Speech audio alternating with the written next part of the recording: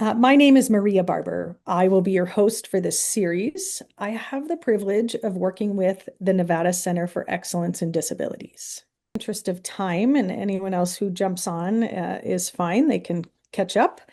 Welcome to the Youth Transition Webinar Series.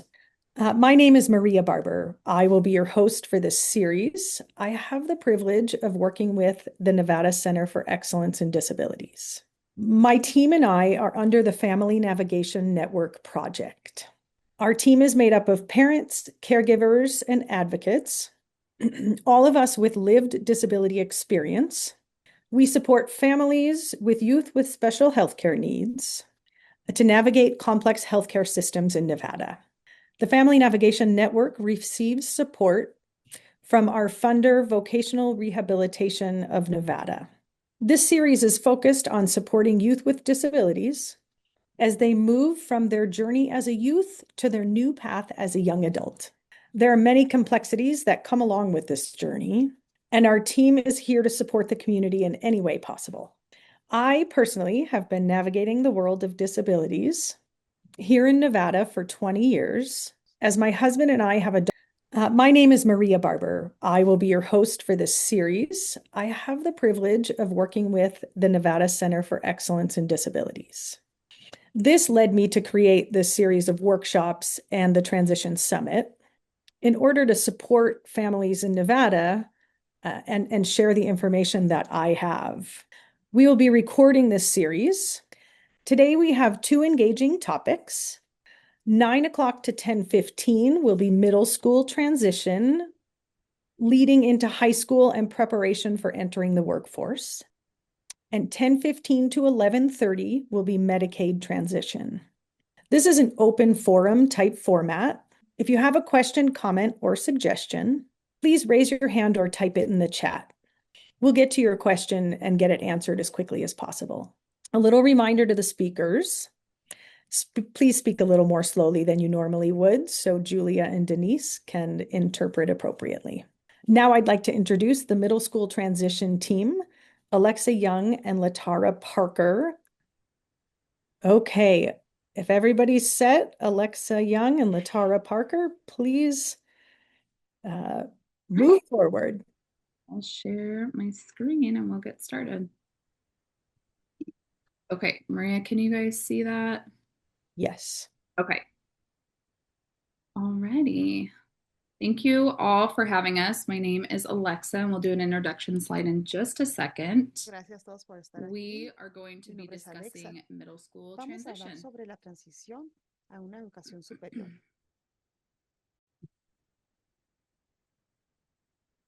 Okay. Hi, everyone. Thank you so much for being here today. Before we get started, I'd like to briefly share what Nevada Lend is. So Nevada Lend stands for Leadership, Education in Neurodevelopmental and Related Disabilities. It's an interdisciplinary training program that prepares professionals, family members, and self-advocates to become leaders in improving systems of care for individuals with developmental disabilities. The program focuses on advocacy, collaboration, policy, and creating meaningful system changes. I'm here today as a Nevada Lend trainee, and my role in this presentation is to help frame the importance of early transitioning, bringing in both the family and educating systems perspective, and support conversation around improving outcomes for adolescents with disabilities. Okay, so that was a little bit about us and what our program that we're doing is. Oops. So our project focuses on the importance of initiating the transition process in middle school. Too often, transition planning starts later in high school, but we know that earlier planning leads to better long-term outcomes. Today, we'll be sharing both educator and parent perspectives on the transition process. This includes key information about IEP transition planning, diploma pathways, and practical strategies to better arrange students, families, and educators early as they begin preparing for the future and independence as well. We've also highlighted real lived experiences from families navigating disability and transition, what has been helpful, what has been confusing, and where gaps still exist. A major goal of today's session is to gather your feedback so we can continue improving supports and make them more accessible. Additionally, what we learn from today will help ensure that middle school transition needs are truly met and that students are better supported as they prepare for independence. We do have a lot of important information to cover, so we're going to hold off all questions until the end. You can type your questions in the chat, and we will follow up at the end as well. After the presentation, we'll open it up for discussion. We really value your input and experiences. Thank you for being here, and let's get started. So we recorded that before Maria gave her instructions about questions, so feel free to just put them in the chat and we'll go with it. Okay. Oops. There we go. Hello, everybody. My name is Sky Phillips, and I am a nationally certified school psychologist. I currently work in Lander County School District in rural northern Nevada of Battle Mountain. I am the lead school psychologist as well as the director of transition services and assistive technology. Hi, everyone. I am Stephanie. I am a pediatric nurse, and I am also a parent advocate. I have 3 children and 2 children who are on the autism spectrum. Okay, and then I am Alexa Young. I'm that first one. I am currently an assistive technology specialist in Washoe County School District. I've been a teacher. This is my 10th year. Before I was an AT specialist, I taught middle school CLS for 8 years. And I am also a family member of a person with a disability. My husband has cerebral palsy. And Latara, you can go ahead and introduce yourself as well. Hello, everyone. My name is Latara Parker Banks. I am a health professional with over 23 years of experience in the healthcare industry. And I am also a parent advocate of a 23-year-old daughter with autism. And so, and I'm also a current Nevada land trainee. Perfect. Thank you. Okay, so Latara, go ahead and start us off.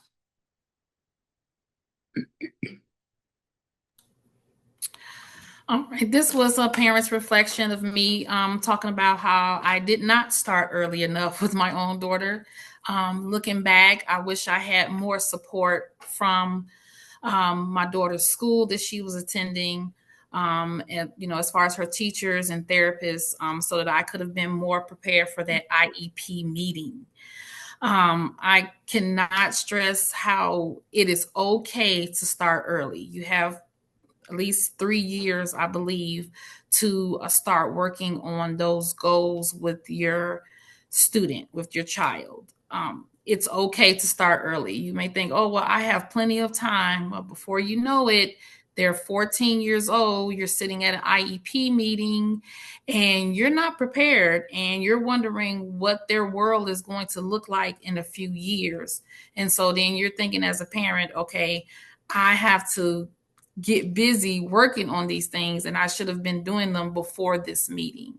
So as a parent, my advice to all teachers and staff, even including guidance counselors, coaches, anybody that can support the student, work with them so that they can be successful and to start early. Okay, so why should we start this early? So beginning transition planning in middle school, the legal requirement is age 16, but when we start early, it really ensures that proactive approach and it helps improve outcomes. Okay. And then some of the outcomes that we see when transition starts early is reduced dropout rates. It just gives that blueprint for success. So an early roadmap, looking at the pathway that we want the student to take starting at an earlier age. And it creates less stressful shifts into high school and post-secondary when everyone's on the same page earlier instead of scrambling, like Latara said, at that transition meeting going into high school. Okay. And then we're going to talk a little bit just about when students self-direct their IEPs. That just looks like getting them involved earlier. So as a middle school teacher, I saw a lot where students weren't attending. And there's various reasons for that, and I totally understand that. But just when students do self-direct their IEP, that engagement increases. They have more of a voice, they can talk about their interests, their dreams, and the team can help build the plan surrounding what that student wants at that time.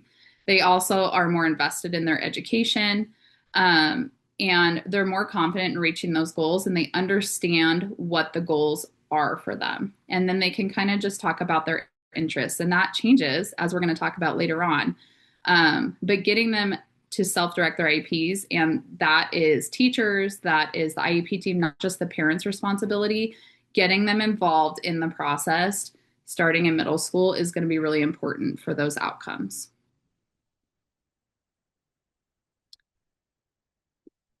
Okay, so we're just going to talk a little bit about IDEA and the state regulation requirements surrounding early transition and how it looks in the law and what that looks. At the federal level, under IDEA, it becomes mandatory by age 16 for students on an IEP to also have an individualized transition plan. Within this transition plan, there must be measurable post-secondary goals, transition assessments relating to things such as training, education, employment, and if necessary, independent living skills. Here in our wonderful state of Nevada, we have something called Indicator 13, which starts no recognizing the importance of early intervention and the importance of student-centered and student-led IEP planning. Under Indicator 13, the student must have post-secondary goals within the IEP, even if they aren't getting direct transition services yet, such as age 16 was required by federal law. These services specifically address different things, such as soft skills, different areas of support and needs, individualized interests and preferences, the diploma track the student may be interested in achieving, and addressing any future vocational needs that they may require, which can inform electives, CTE programming, and different training the student may require as they go through their schooling. Okay, and just a reminder, I can't really see anything except for the presentation. No puedo so ver if there are nada. questions, just interrupt me, or if Si hay we need to preguntas, talk slower or whatever. si podemos hablar más Indicator despacio. 13 aligns directly with the requirements of IDEA, including key concepts of student-centered data collection, results-oriented goal planning, and coordinated efforts for the different support members of the IEP to provide services for the student that will help support their post-secondary and vocational success. Within the IEP, we want the students to be an active participant and a leader within their IEP planning. We want them to acquire self-advocacy skills to be able to demonstrate self-determination to promote their future success. Like any other IEP goals, it is all results-oriented. We want to make sure we engage in continuous assessments to be able to inform goals. These can be done both informally and formally, through questionnaires and through interviews, as well as direct observation and input from the student, to be able to gauge what kind of skills are needed, what level of interest they have in different areas of vocational employment, as well as strengths and weaknesses, involving them in their planning for future careers and education required, as well as identifying different potential independent living skills a student may need for post-secondary success or independence within their vocational setting. This could include different partnerships through coordinated activities through things such as vocational rehabilitation, where they provide pre-ETS instruction for vocational skills. It might include practice for soft skills, such as things like communication and being able to self-disclose their disability, or even learning more self-awareness about their strengths and weaknesses and why they have the supports they do within their IEP.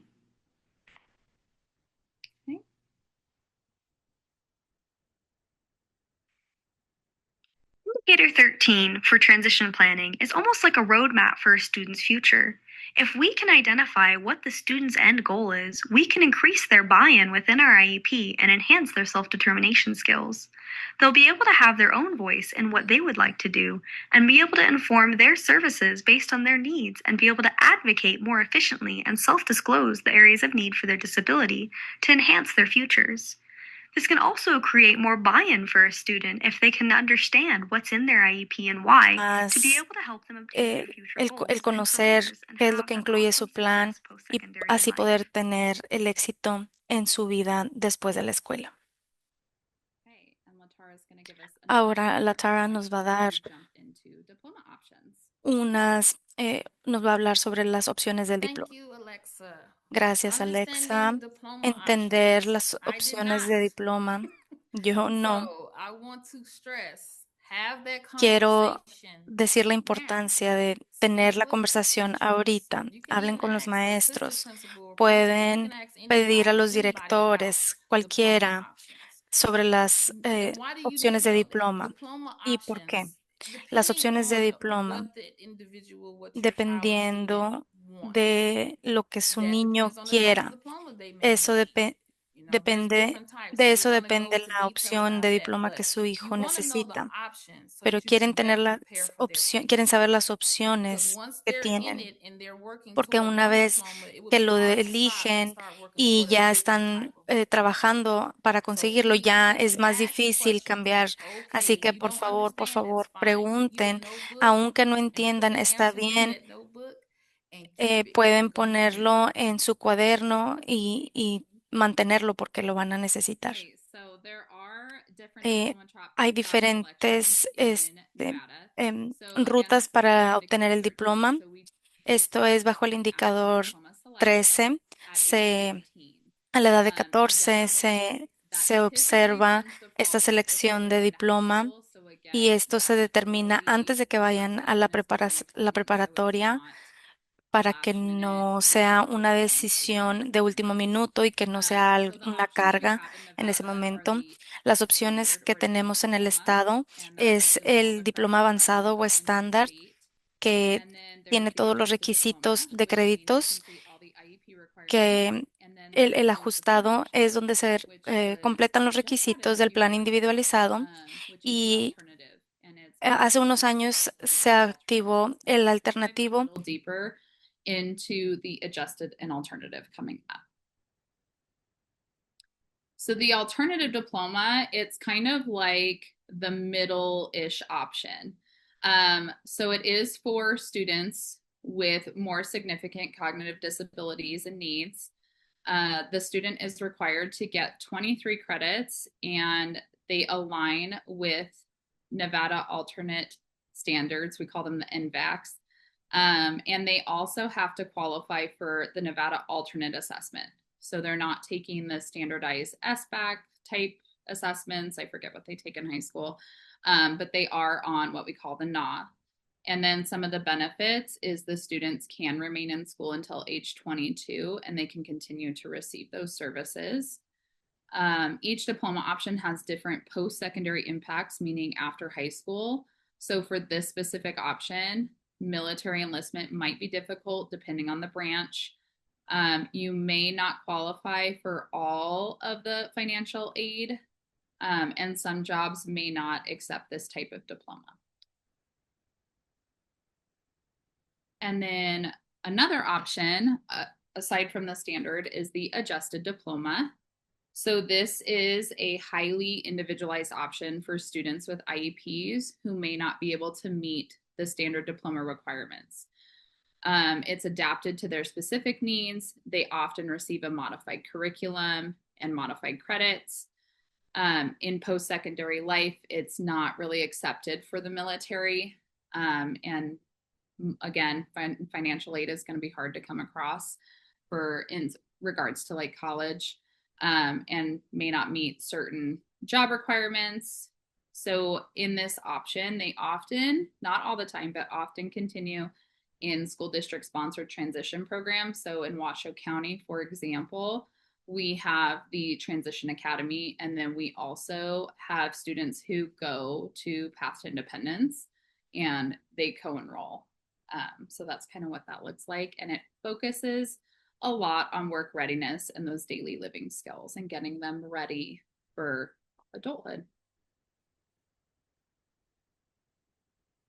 Okay, Latara. Thanks again, Alexa. That your student will grow and they will change. This was my experience with my daughter. This is on the slide here. You can see me and my daughter, Zaria. Going from middle school to high school and beyond, her interests and her goals completely changed. I was not prepared for that. And I guess for me, I was thinking because my daughter has autism, And most people with autism are like, they like stability. They don't really like change.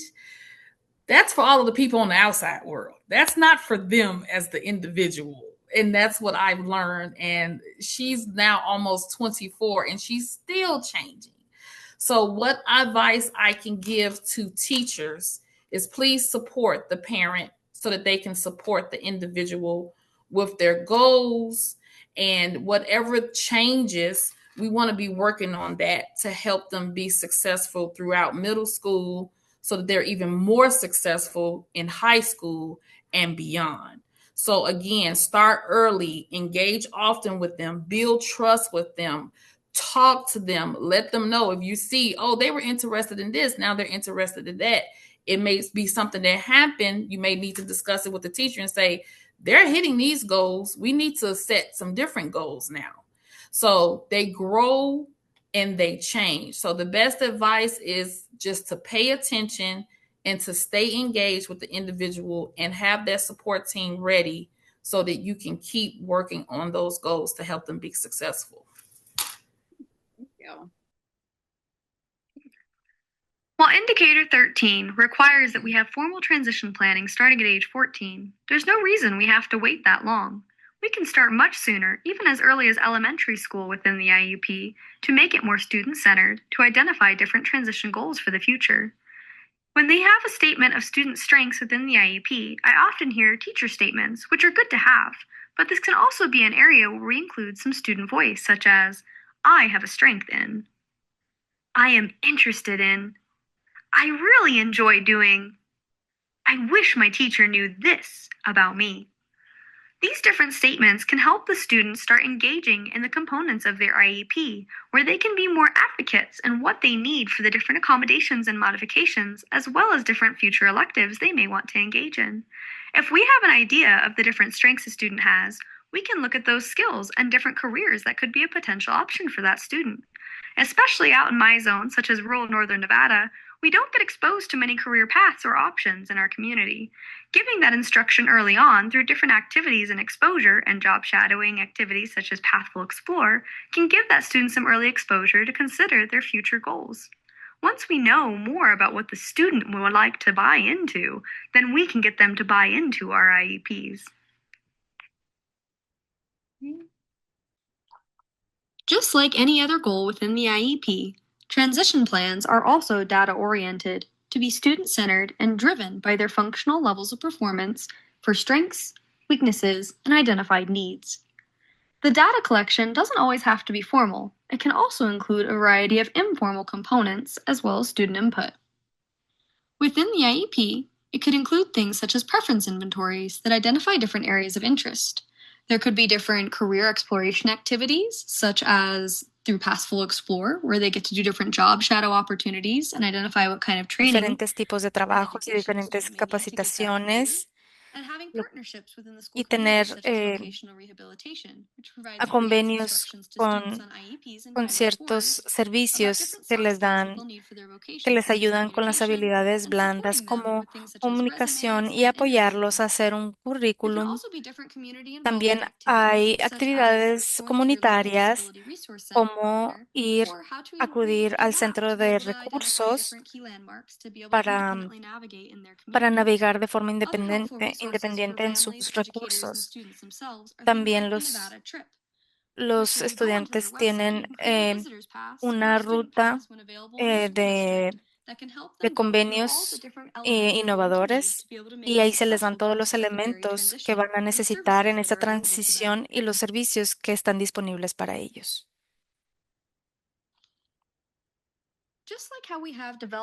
Así como tenemos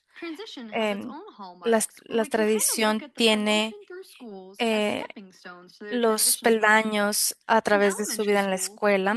En la primaria tenemos un enfoque en construir sociales y conductuales. Cuando se van al grado sexto, hay más enfoque en las habilidades de estudio, más transiciones conforme cambian sus clases y sus horarios, y hay más oportunidad para ver sus áreas de interés. En séptimo grado se promueve la autodeterminación y se enfoca en reducir la dependencia en el adulto y aumentar su autoconciencia y eh, ayudarlos a establecer metas. Como necesitamos a los estudiantes que, que se comprometan y se involucren en sus planes individualizados. Al final de secundaria, a la edad de 14 años, su plan de transición se puede implementar. Pueden observar las diferentes áreas de interés, eh, ver en sus planes individualizados eh, qué es lo que les ofrece y ver la ruta para su diploma y ver en su progreso hacia dónde van. Y pueden ir viendo cuál es su plan futuro y cómo los podemos ayudar. Después, grados décimo y onceavo, hay servicios de transición y los preparamos para transferir los derechos y esperamos que para entonces sí autodeterminación ya esté completa.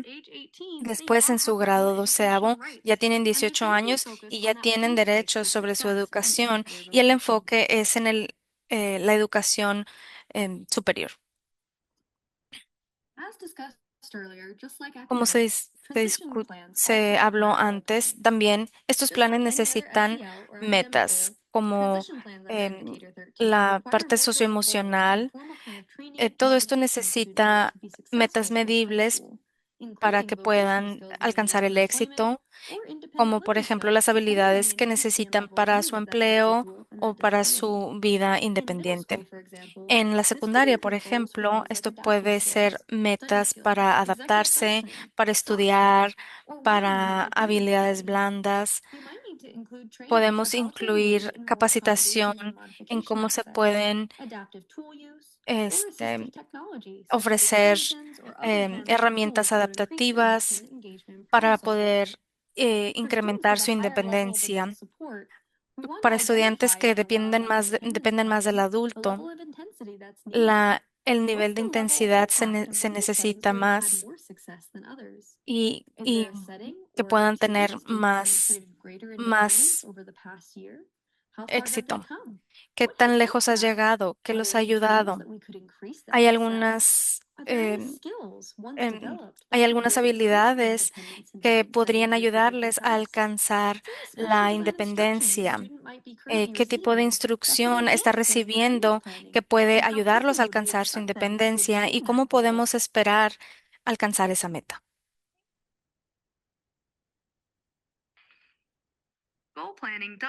Planear metas no debe ser complicado.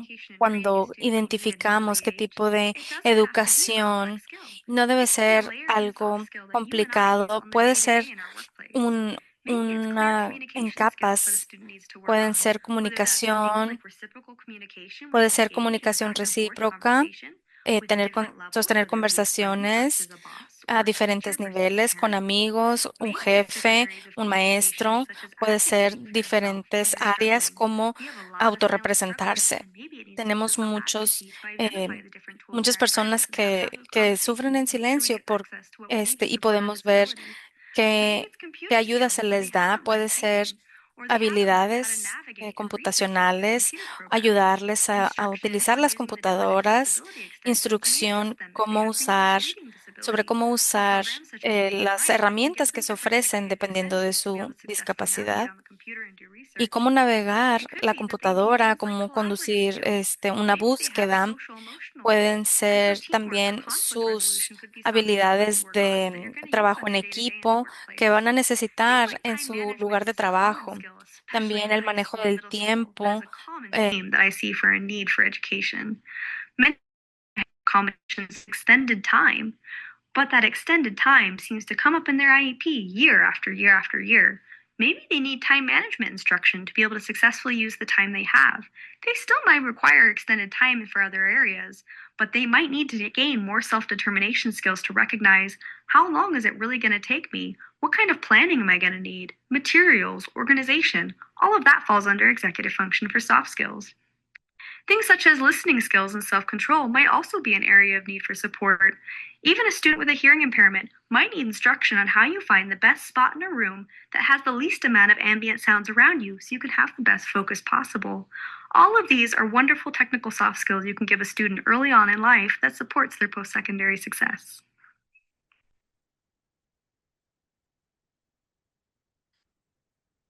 The I in SDI, or Specially Designed Instruction, and the IEP has one main focus, the student, and that should be driven within their goals and supplementary aids and services. Statements from a student such as, "These are my barriers," "This is what I struggle with," "This is a skill I need help with." All of these items can help inform a goal or a skill the student may need to work on that could inform their goal planning. Things such as the extended time example, where they might need time management help because a student says, "I am always turning in my assignments late or constantly playing catch up."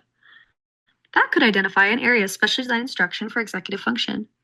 And there's supplementary aids and services when a student says something like, "I wish my teacher knew this helps me." Things like slowing down, writing key words on the board, having a copy of notes ahead of time so they can highlight as they go for key points. Or maybe they need to fill in the blank because they might have a slow writing deficit, but they really want to stay engaged throughout the lesson and get all the key content without just having the notes handed to them.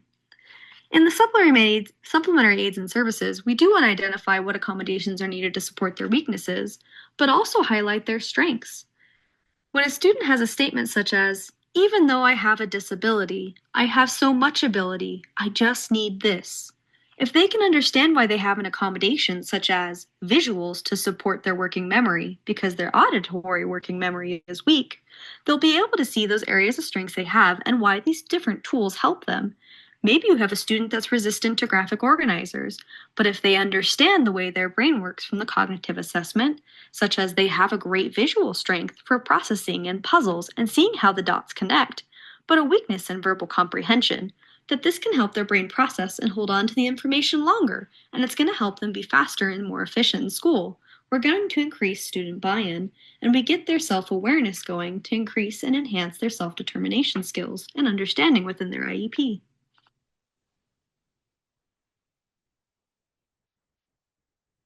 Okay, so some of the individualized pathways that we wanted to highlight and that should be looked at when we're talking about transition in middle school and in high school are the electives. So when your middle schooler is transitioning to high school, the electives are going to be really important because you don't want them to get stuck in something that they're not interested in or something that's not going to help them in their future goals for careers.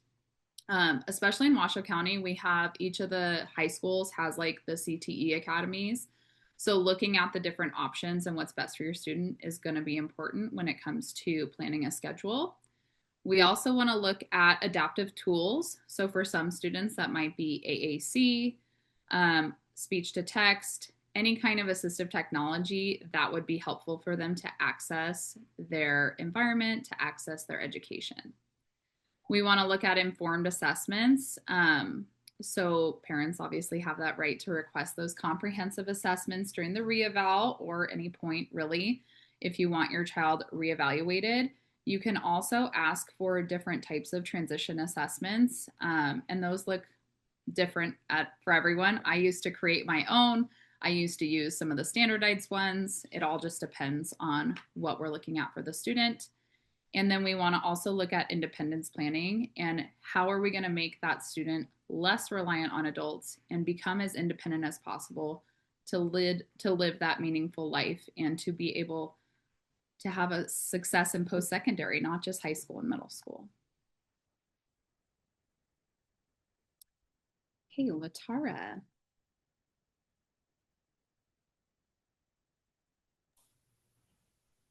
Thanks, Alexa. Okay, what is an independence plan? And I put on here, could this be something started during the middle school transition process? Of course it can. Again, remember, it's never too early to start working on the independence plan. One of the things that I want to stress that's very important is teaching the self-advocacy skills. They need our support at school and at home. They need support to be able to demonstrate those skills. Being independent means you're able to communicate. So we want to make sure that they're working on their communication skills, whatever that looks like. We want to be able to, if that means that they need assistive technology, we want to make sure that they're able to use that in a way that's going to get that communication across to whoever's helping them, whether they're away from home or at school. Make sure that they're learning and working on their reading, writing skills, and again, self-advocacy, because there's lots of changes in middle school. Lots of changes are going to happen when they go from middle school to high school. Multiple teachers, different rules in each classes, long-term projects. They get fewer reminders, and then they also have unstructured time when they're like in the hallway and on lunch breaks.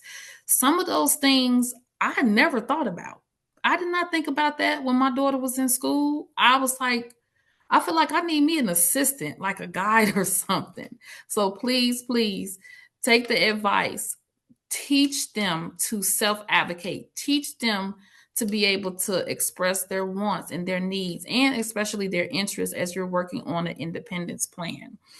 Also, please remember that sometimes if your student is going through a certain type of behavior, that can be from like a sensory overload or too much noise, too much crowds. Just and then when they get home, they're just fatigued. After school, they're fatigued. What you need to do to help them is just to create a way to support them and to consistently support them so that they're able to have a successful independence plan. We want to make sure that we're giving them the best support as possible. And the number one rule with that is to make sure that we're going back to teaching the self-advocating skills. Okay, so this is just an example of some of the types of independence plans. And obviously, this is dependent on individual student needs and abilities. So if they, for example, the first one, if they're assigned the one-on-one adult support, what is the level of that intensity needed? Is it all the time? Is it for transitions? Is it at lunchtime in that unstructured time Latara talked about? You want to look at fading that adult support if possible eventually and having that fade plan and that independence plan. We, as an IEP team, we want to look at how has the student demonstrated greater independence? What points of the day can they be independent? What types of assistive technology or accommodations make them more independent? The goal should always be as independent as possible. And again, that looks different for every child. Some children need more support, and that's okay. We just want to find areas where they have that autonomy and they can be independent when they can.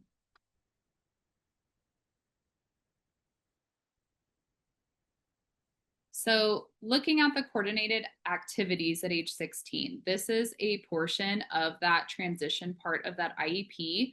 So you'll see different sections and it'll be like the post-secondary goal related to employment. And then you have the coordinated set of activities that go with that. So looking at our little graphic here, so some of that might involve instruction. What kind of instruction do they need? Do they need instruction in time management? Do they need instruction in money skills? Do they need instruction in social skills? What kind of related services are involved? Are we involving outside agencies, which is optional? Do they receive related services at school? Who's going to support that specific activity? What types of community experiences might be beneficial for them? Are they going on community outings if they're in a self-contained? If they're in a resource setting, are they being exposed to something like a PACE lab or the job fairs that some of the schools have? Employment and post-school living. So what kind of agencies are involved and what does that look like? So in middle school, when I used to write transition plans, obviously our kids are pretty young. And like Latara said, that can change. I used to do pretty broad goals. We would have a conversation with our students. And again, I taught CLS. And we would look at their strengths. And oftentimes a goal at that age might start as they want to work in something where they can help people or where they're around animals or something along that. And then that goal can evolve over time and become more specific as they get older. You also want to look at what kind of daily living skills and what kind of assessments you can do to assess their independence and daily living and what kind of focus you may need in that area. So we call them I have such a hard time saying this, the pre-ETs, but it means employment transition services. So there's 5 areas of the pre-employment transition services that we focus on in transition areas of IEPs. So it's the instruction and self-advocacy, job exploration, post-secondary exploration, work-related readiness, and work-based learning experiences. So those are focus areas of the 5 pre-ETs. Hey, Alexa, can I ask you to slow down just a tiny bit? I'm sorry. Yes. That's okay. You're doing great.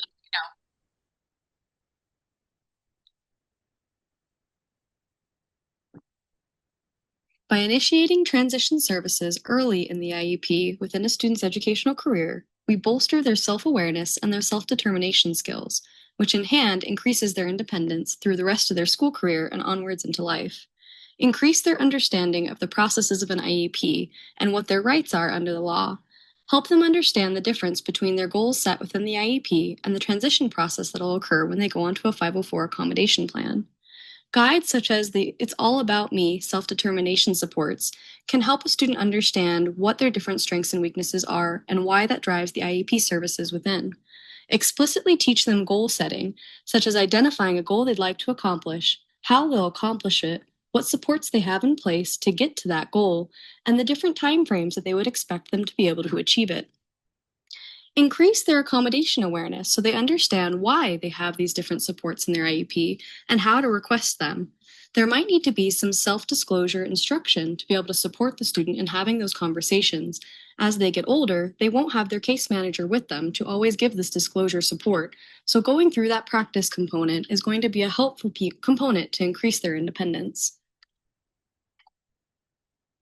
And just to add on to our slide here and what Sky conveyed, some of the transition and awareness assessments that we have listed, they have a parent and an educator option as well. So it's not always going to just be reliant on the student. So for our more impacted kids, it's going to be important that they do have those other options, and teachers can use the parent survey or the educator survey, such as like I looked at the ARC self-determination assessment. I used to use that in my classroom, and some of my kids, they just weren't there yet where they could fill that out independently.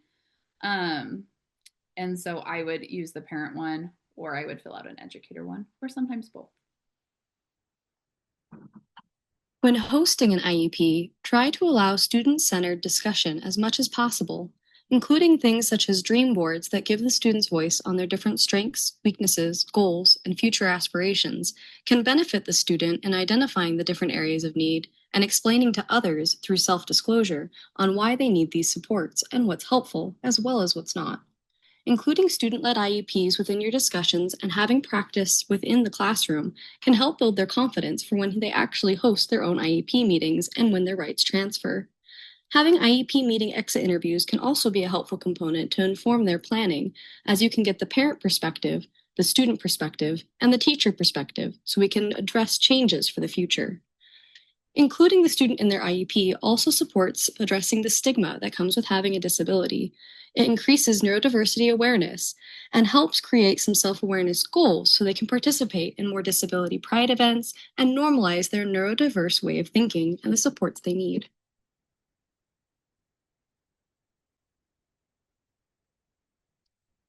Okay, so some of the other strategies that we outline for success is just making sure, as a teacher especially, that you're involving the parents and making sure that they know that you're a team. It's not just education or the education system deciding all of these things for the kid. We really need the parent involvement, and we really should engage the parents as much as possible. providing opportunities for those students to make choices. That's at all levels. There are opportunities in the self-contained setting. There are opportunities in resource, just making sure that they have a voice at some point in this process to make the choices, because it is all about them and it is about their life and what they're capable of doing and what the goals are for that student. Important to connect the students when appropriate with those community and state resources, supporting students in sharing within their comfort levels. So that self-advocacy, that self-awareness, that disclosure of disability, and utilizing another important strategy that you could use is utilizing the cross-age mentoring. So some of our high schools might have like seniors mentoring the freshmen. I know Incline High School does a really cool project that has like seniors working with freshmen, stuff like that. So those are just some additional strategies for success. Okay, Latara. Thanks, Alexa. As everyone can see, this is Miss Zaria voting for the first time. So I have to tell you guys quickly that I never really thought about voting. Unbeknownst to me, she was thinking about voting. And during the election time, she was like, look, everybody else getting up to go vote. I want to vote too. But thankfully, I did register her. And I said, okay. So again, starting conversations early in middle school is not too soon for them to talk about their future.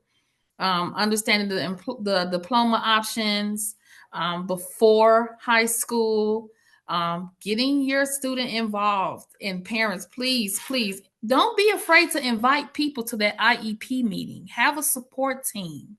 If I can say that again, it is okay for you to have a support team to support the individual. You can invite people to the IEP meeting and get your support in place, because there's a lot of decision making that's going to be going on.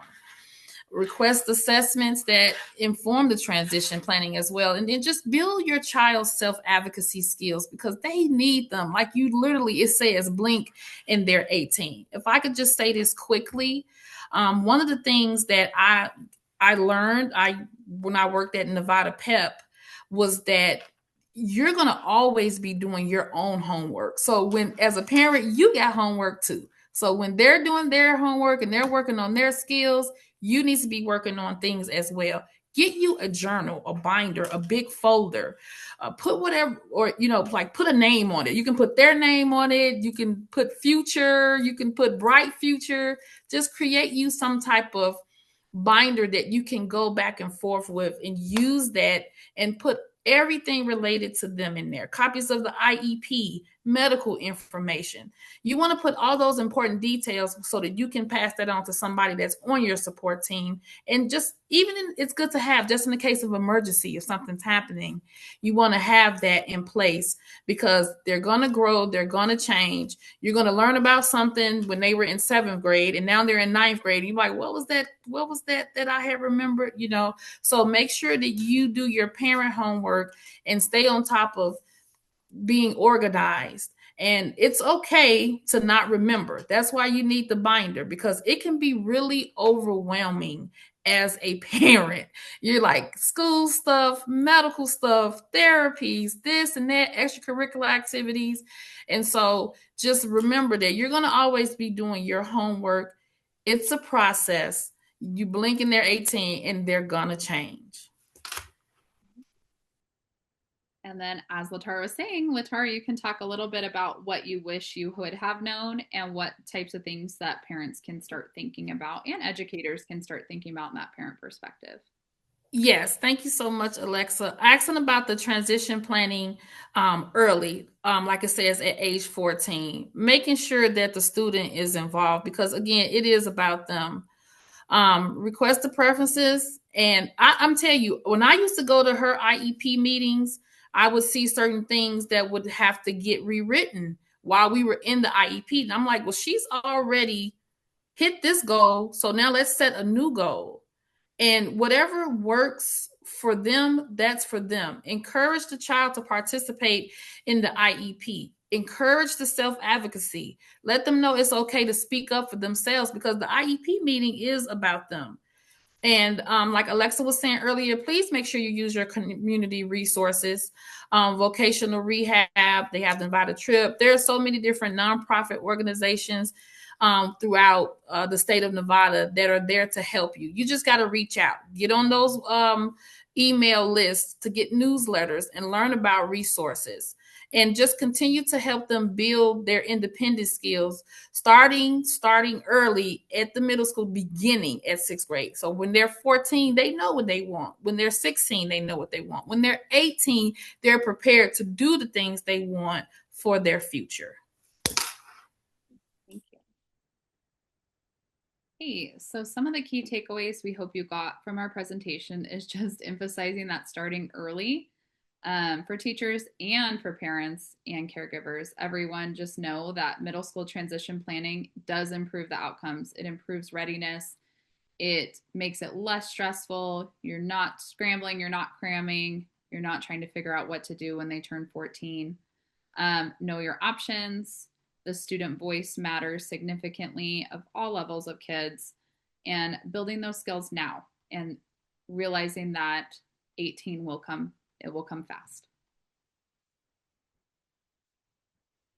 And then Sky's going to talk. This is a list of different resources and supports that we've compiled for you today that will be able to support you after this training in your transition planning and programming.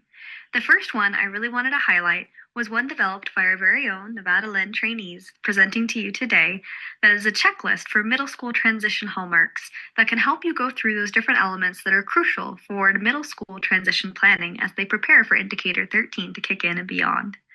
The next resource I wanted to share is It's All About Me, which is similar to the dream boards you may have already experienced through your different school districts that puts your students' voice within their IEP, linked to the different items that we discussed today.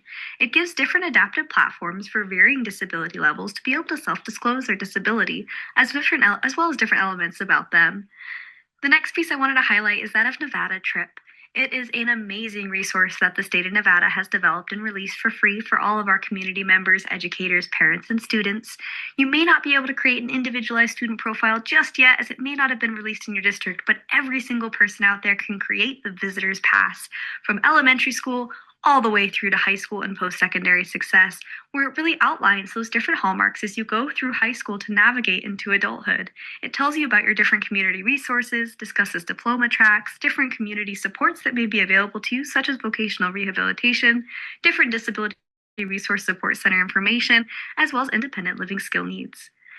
The final ones that I have in here are different professional development series that can help increase your understanding of transition services as you go back and implement these into your programs and your parent support later on today and later in this year and onwards into their future success planning. And finally, some self-determination skill support as well as soft skill support when you look at different ways that you can provide that specially designed instruction to help promote their self-determination skills as well as self-awareness and disability pride. Thank you so much. Hey, I know she was talking really fast on that one, but these are some resources we compiled for you, as she said, and I'll show you our checklist before we end our presentation and answer questions. We came up with, we developed a middle school transition checklist that you could print and you could view, and you can just look at the different ages and kind of some helpful stuff within that. These all should be embedded links. So when you get a copy of this presentation, you should be able to click on it and it will go. And then as Sky highlighted, Nevada Trip is rolling out in a lot of the rural districts. And I think it's going to go to like Carson, Douglas this year. And then Washoe and Clark will be the last ones because we're the biggest. But you can create a visitor pass. You don't have to have the individualized profile if you want to explore that as well. And then we'll answer some questions. If you would not mind scanning this QR code and giving us some feedback, what we're going to use that feedback for is our final Nevada LEND project, where we present a cohort on our presentation. And that way we can also use the feedback for future Nevada LEND cohorts to develop anything that we may have missed. we can also reach out, or we could give Maria the answer if you guys have any specific questions. So I'll give you a minute to scan the QR code, and then I'm going to show you the checklist, and then we can answer some questions because we have about 15 minutes left, I think. Another minute for the QR code, and then I will show you our checklist. And if Maria's going to send out these slides, so you could also do the QR code at a later date if that is too much for you right now, or if you're on your phone and you can't do both.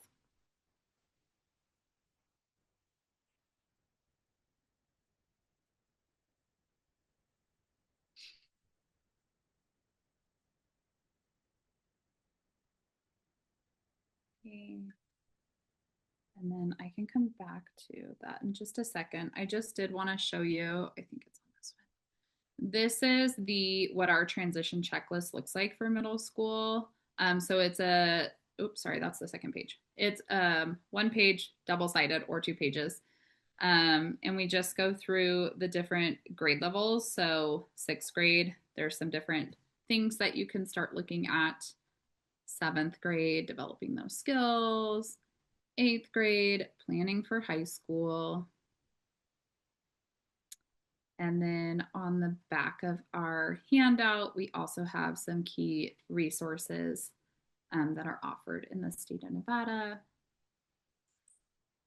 And that's just what that looks like. So it is linked in our presentation. I just wanted to highlight that because we did work really hard on it. And we think it's pretty cool. So hopefully you do too. And then Maria, should I go back to the QR code or should I stop sharing and we can answer some questions? Why don't you leave the QR code up while you answer some questions? If I could share a personal story about diploma options that might be helpful as to why to start early. So just like Latara, we thought, why are we talking about this so early?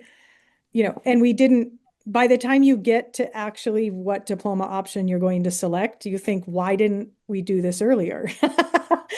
But in the middle school age, you're thinking, can I just let my child be, a middle schooler? So after now having been through it, the reason to be able to know everything about the diploma options, maybe not necessarily select in middle school, but to understand them because, for example, my daughter wanted to graduate with all of her friends.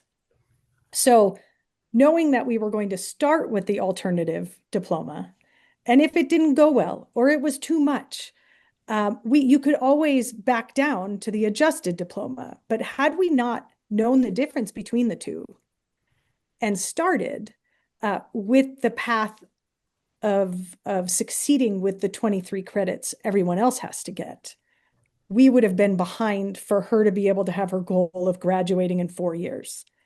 A lot of families decide they want the alternative diploma when their student is a sophomore, and then you've already missed a whole year of classes they could have achieved. And then the possibility of them graduating after 4 years is very slim. So that's the reason to maybe just understand all the diploma options in middle school, to have some goals moving forward, because you can always start with the alternative diploma and then go back to the adjusted. So I just wanted to share that viewpoint. Thank you. Thank you. Yeah. Marcia says here in the chat, in my experience, I found that many parents don't educate their preteen, teenage child about their disability. I'm not sure why, but imagine there are a variety of reasons. What would you suggest to help support those families?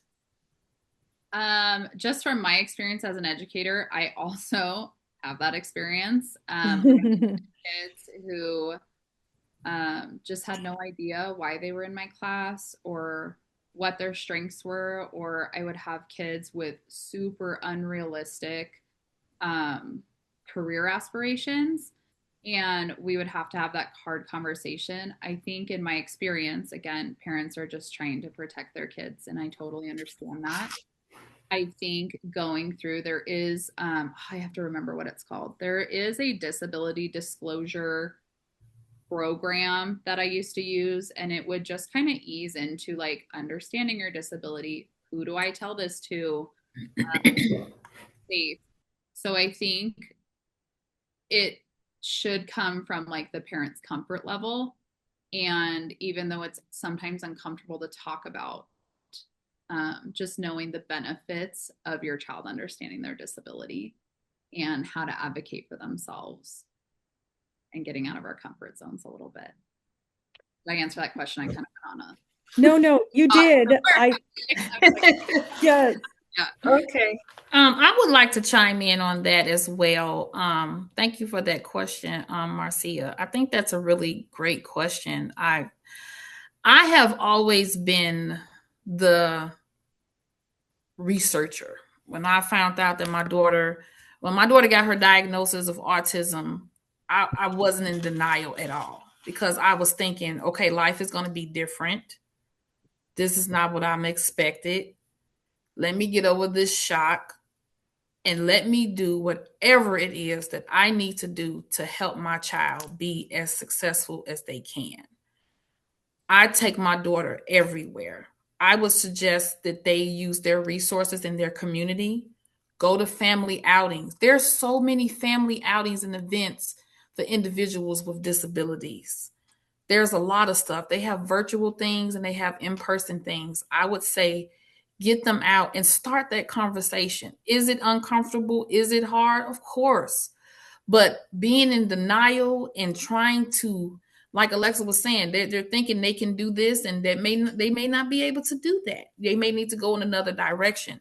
But I feel like as a parent, it's your job to let them know what it is that they can and cannot do, and then figure out a way that they may think they can't do something, but let's figure out a way that we can. We want to support them. We want to have the conversation. If we can go, this April is Autism Awareness Month. If I can say this really quick, Barbie came out with an autism doll. I don't know if a lot of people know that or not, but let me tell you, when I saw that video and Zaria was sitting right next to me, she said, "Mommy, me." And I said, "That's right, Zaria, you have autism." And this doll is the inclusion of young girls with autism. And I ordered that doll for her. And when that package came, she was so excited to open it up. And we had another conversation about having autism. Teaching them that it's okay to have a disability, I feel like, is another way to support them. Different does not mean less. It is okay that you're different. You're special. And we love you and we support you. So I would definitely suggest that they use all community resources and take it, whatever it is that they can. They even have comics now that are creating superheroes from different disability types. So whatever it is that you can use in a positive way to have that conversation and let them know that yes, you have a disability and things may look a little different, but it's okay, and we're going to get through this together. Thank you. And I think we have a question. Zoom user, is it possible you can introduce yourself when you speak? Yes, my name is Georgia Mathers. I've tried everything I can. I work at Vaughn Middle School as a CLS teacher. I cannot get it to change. Georgia took over my classroom when I left CLS. Hi, Georgia. Hi, dear. Oh, so Alexa and Latara, would you have any recommendations of how she could get that dynamic to change? Her name on Zoom? Oh, you were talking about her name. Oh, okay. Sorry, Georgia. I thought you were talking about starting in middle school and getting that dynamic in the classroom. No. I'm sorry. I can't get my name to change. That's okay. No problem. Go ahead with your question. Here, let me rename you.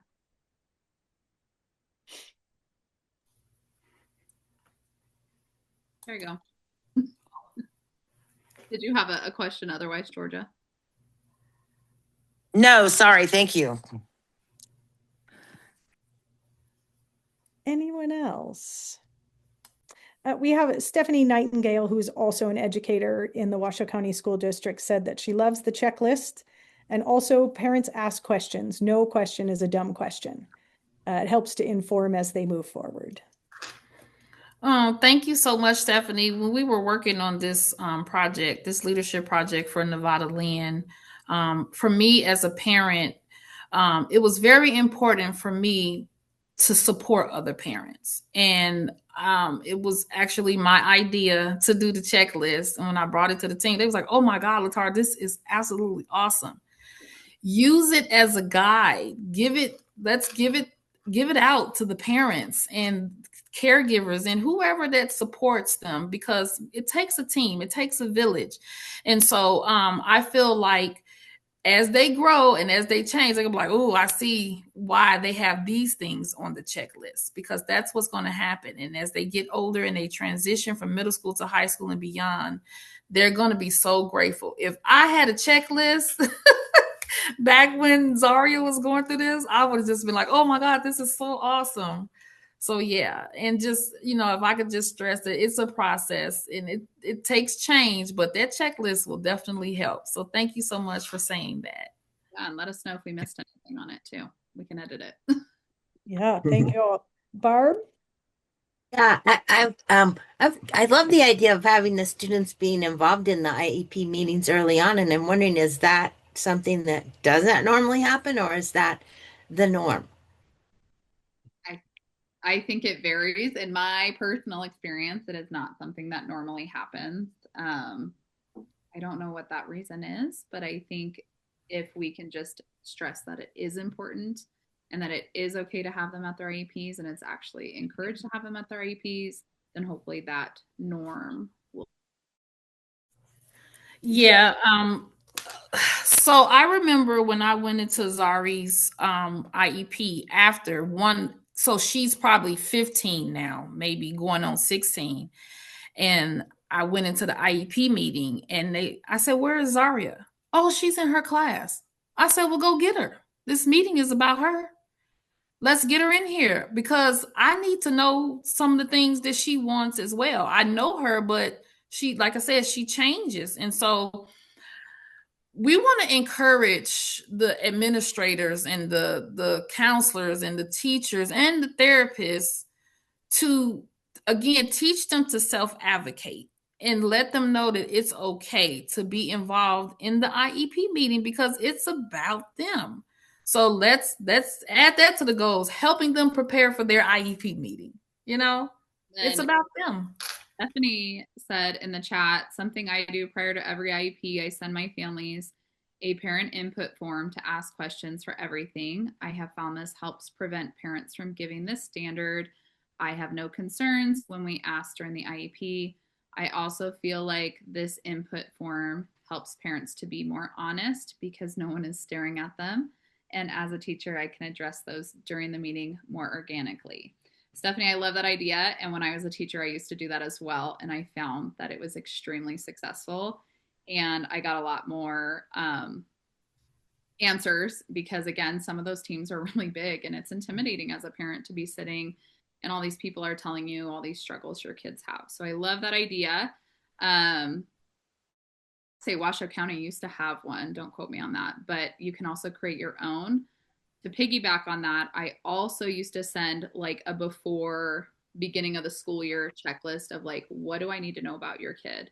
What are some things your kid is really good about? What are some things you're worried about with middle school? Contact information, all of those things just to ease their minds because middle school is scary and to foster that relationship. So I love that idea for parents and teachers.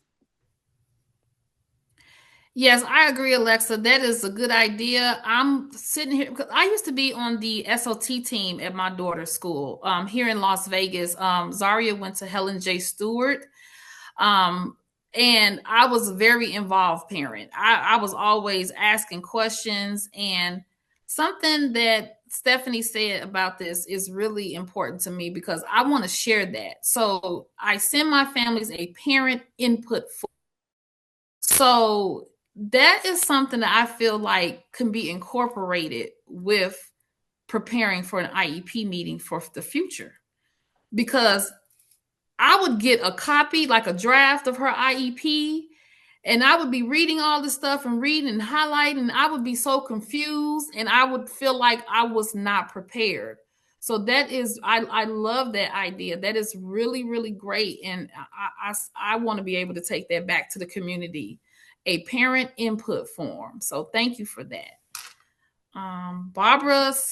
Marcia said, oh, this is her to create a slide deck.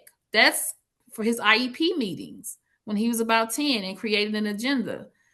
Like that. That is a great idea. A slide deck. And if we do have teachers on here, if you're going to implement a checklist, I highly encourage positive questions and letting the parents brag on their kids and what they're good at and learning more of that aspect, because unfortunately, like the IEP is always about the weaknesses, but we really want to highlight those strengths and understand that every child has a strength and every child is good at something. And Stephanie, if you want to share that Google Doc with me, I can certainly put it in the resource file to share with everybody. Thank you. In the interest of time, we probably need to end this session. This has been fabulous. You all did a wonderful job, a lot of great information. And I look forward to sending all those resources out to all the families. That was a lot of hard work. Thank you. Thank you for having us. Thank you for having us. Yes. Okay, thank you all so much for attending, and filling out that survey is super helpful as we move forward, and enjoy the rest of your weekend. Thanks for joining us, and thank you to all of our speakers. That was wonderful.